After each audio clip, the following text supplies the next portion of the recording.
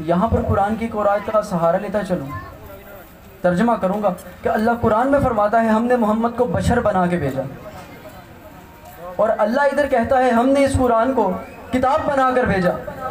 عزیزان محترم، ہمارے بچے پڑھتے ہیں، ہم پڑھتے ہیں، یا کوئی بھی پڑھے اس کے پاس بھی کتاب ہوتی ہے، ماسٹر لیول ہو، مڈل ہو، ہائی ہو، انٹر ہو، کوئی بھی لیول ہو، ہر ایک کتاب پڑھتا ہے۔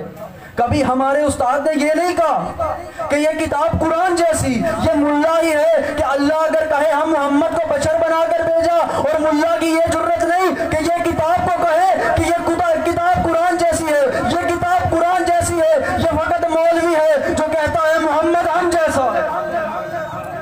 توجہ نہیں کر رہے خدا کی قسم، یہ کتاب یہ نہیں کہہ سکتے قرآن جیسی اور محمد ہم جیسے۔ عزیزان محترم، اس آیت مبارکہ میں اللہ نے بڑے راز رکھے ہیں اگر کوئی سمجھنے والا ہو۔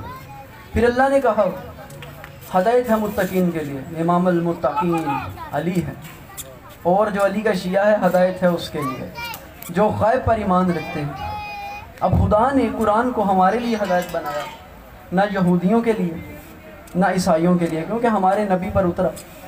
تو عزیزان محترم، ہم تو خدا کی غیبت کے انکاری نہیں، جی ہم کبھی بھی خدا کی غیبت کا اقرار جو ہے انکار نہیں کر سکتے، ہمیشہ اسی وحدانیت کا اقرار کرتے ہیں۔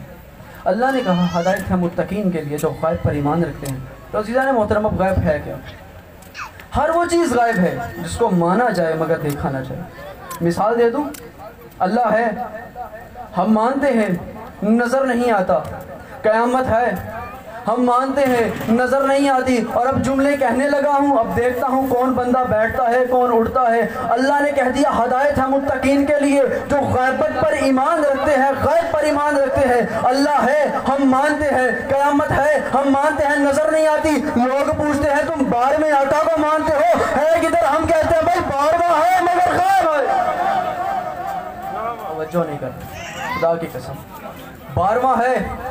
پھر ہم سے سوال یہ کیا جاتا ہے کہ بھئی 1100 سال ہو گئے تمہارے امام کو، 1100 سال ہو گئے، تم کہتے ہو کہ 40 برس کے، سمجھ نہیں آتا۔ تو میں کہتا ہوں عزیزان محترم، وہ امام ہی کیسے جو عقل میں آ جائیں؟ جی کس طرح سمجھے امام ہو اور عقل میں آئیں؟ تو ان کو میں ان کے جسم سے ہی ایک جواب دے دوں کہ جب مولوی صاحب آپ پیدا ہوئے تھے تو اللہ نے آپ کو سر کے بال بھی دیے تھے اور پلکوں کے بال بھی دیے تھے۔ اب جب آپ کسی حجام کے پاس جاتے ہیں تو اپنے سر کے بال کٹواتے ہیں، آنکھوں کے تو کٹواتے نہیں۔ خدا نے تمہیں بتا دیا، ارے بھائی سر کے بال ہم نے دیے، ان کو بڑھا دیا، بڑھاتے بھی ہم ہیں، پلکوں کے بال روک دیے، روکتے بھی ہم ہیں۔